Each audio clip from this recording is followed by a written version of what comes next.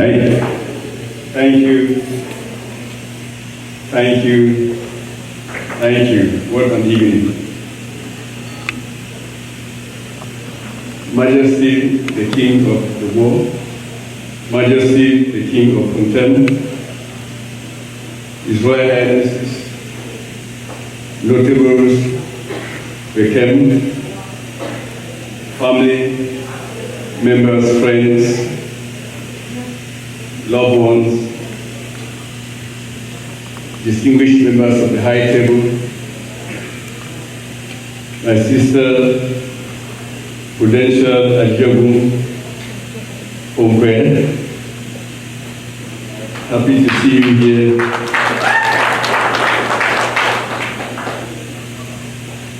MC, distinguished MC, my brother, Mr. Nicholas Acha. Thank you for being such a wonderful MC. DJ, please put your hands together and recognize the DJ. And the caterers who are still serving us this evening have done an extraordinary job. Let me then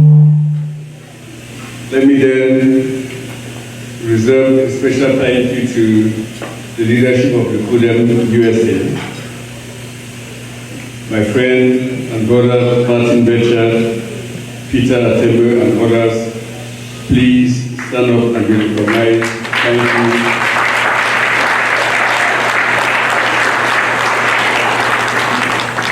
Thank you for your thoughtfulness in putting all of this together.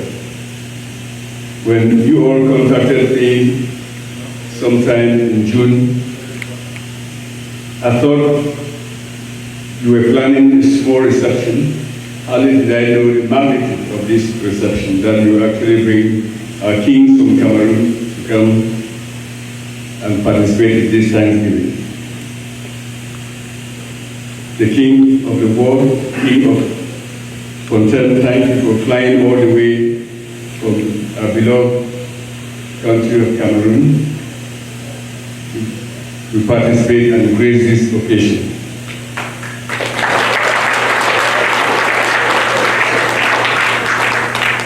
Let me then, as my brother Nicholas Achad said, this is a Thanksgiving ceremony, take up time to recognize my parents who are not here today with us, but they are somewhere up there watching with a smile as we celebrate today in Thanksgiving.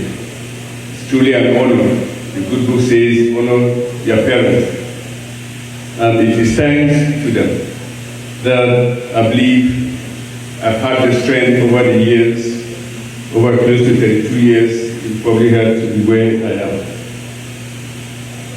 Let me reserve the last thank you to my beloved wife sitting here.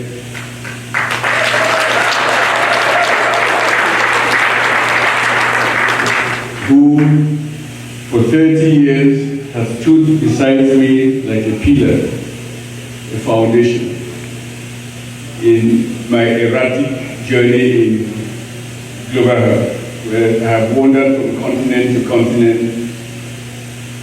in the spirit of seeking how to manage and control diseases. Thank you, my good Lord, for the guidance.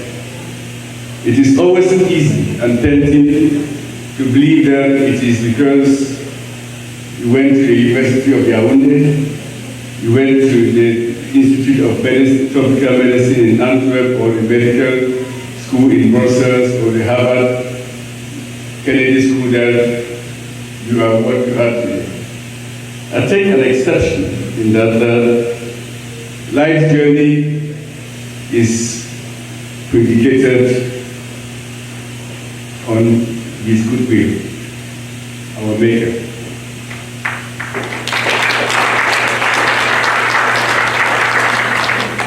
Life, as one philosopher said, is not what you have, it is what you do with what you have.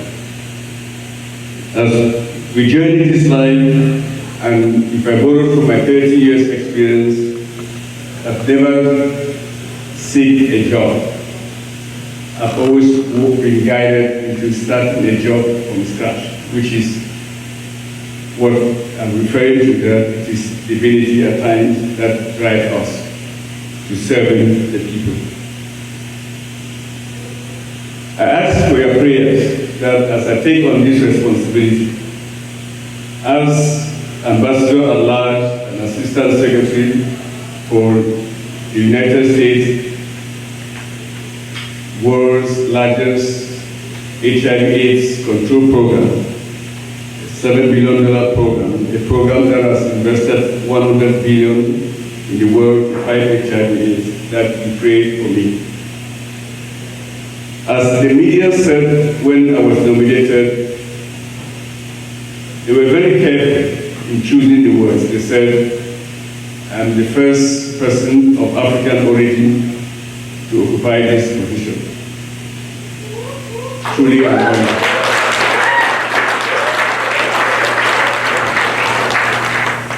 Truly humbled to be serving this position already for 5 months. When in June or July of last year, at around 9 p.m., I turned on my phone after a long evening in Addis Ababa of fighting COVID-19. I saw an email that came and ended with EOP, Executive Office of the President of the United States. I turned the email on, read it, and I thought it was a scam. My first reaction was to delete it. And the email read, Dear Dr. Nkengasong, we want to consider you for the President to nominate you as Ambassador at Large, Assistant Secretary of State for Global AIDS Coordinator.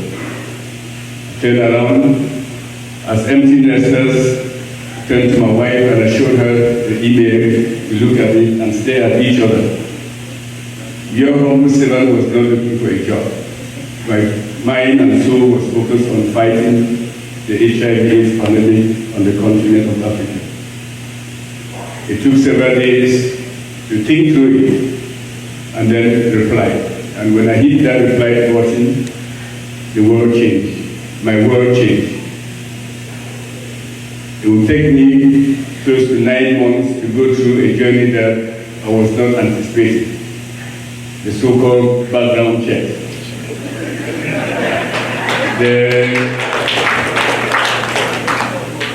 They will go through back to high school and show my good friend Nick and others that who knows whether the Secret Service talk to you or not, but I thank you all for giving a good word that guaranteed and assured the administration that all was okay. The process of nomination is a gruesome process. A gruesome process. You offer your life. You offer your life, you put it in public, you declare everything, and it goes through several stages. You are considered, the president nominates you, you are confirmed by the Senate and sworn in, and anything along the line can go wrong. They are all trigger points. I remember in September when the White House had called me that the background checks have gone well. The president will make an announcement any moment. We saw a leakage in the New York Times that John Nkengasong will be the next coordinator.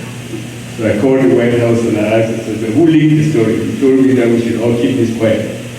And I said, if that is the case, why don't you go ahead and announce it today? They said, relax, let it play out. So they kept it for a week to see the reaction in the public.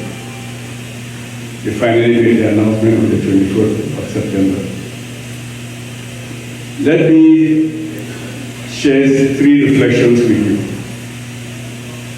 that I think have characterized my journey, my 30 years journey in public health and global health, and that in the last 3 years shaped the way I saw the world. One is faith. Let your faith be larger than your fears. This is the basis of risk-taking and innovation. When COVID hit all of us, it was the first time truly that health became global. It used to be that global health was something that you did for others. So if you're in the developed world, you go to Africa to solve their malaria problem, or their TB problem, or their leprosy problem. The first time we were confronted by a common enemy, an enemy that was fast moving. We saw it in China moving. Addressed Europe, United States, and in Africa we were watching with total fear and panic on the continent of Africa. The easiest thing to do was to escape.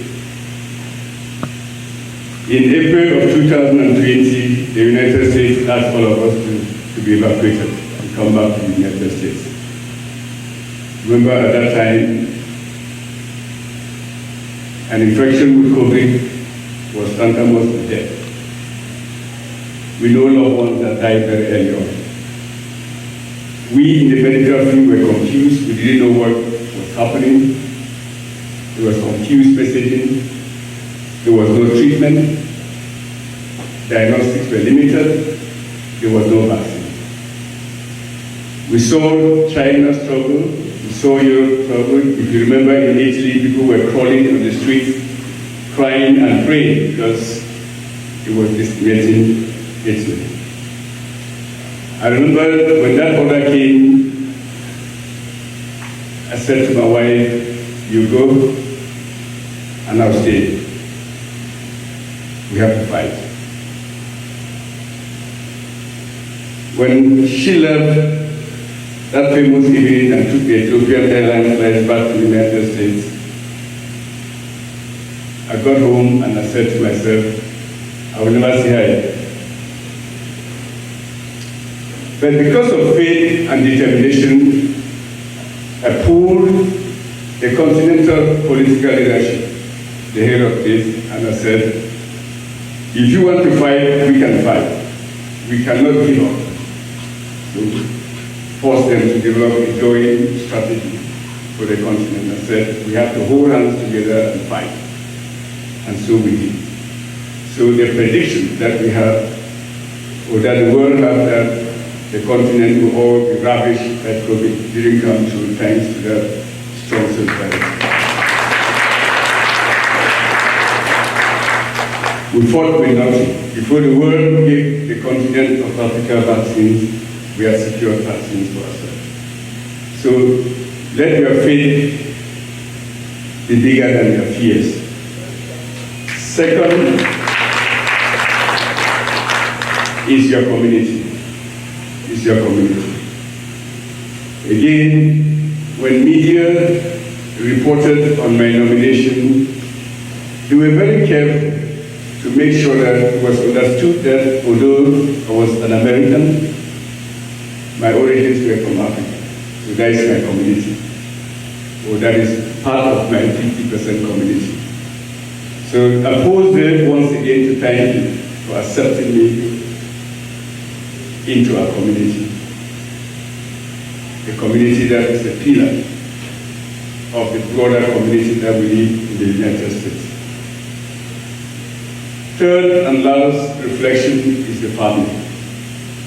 Without your family standing by you, as I've said, my wife literally suspended her career to come to Addis Ababa to support me over these years, and our children were at some point dispersed across all over the world. We had some in London, some in Washington, D.C., and ourselves in Addis Ababa. Without that strong family support, your career becomes impossible, or the course on which you are called to serve becomes impossible. I'll keep my remarks short because I know I stand between you all and the dance that the MC promised us. I look forward to dancing. I look forward to continue to stay engaged in the community so that we discuss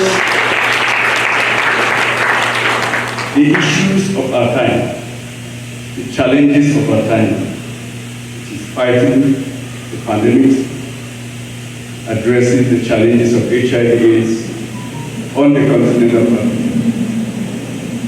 And very importantly, not shying away from the reconstruction of the DLM. How do we reconstruct the DLM? I leave you with this, that once we have guarantees that it is all over, let's come together with the same spirit we are here today and say that that too shall come to pass, which is the destruction that has happened will come to pass. And that the challenge of our generation is to reconstruct the DLM so that the next time we have the kind of dance that we have here should be at Mazi, Malawar, and the rest. So thank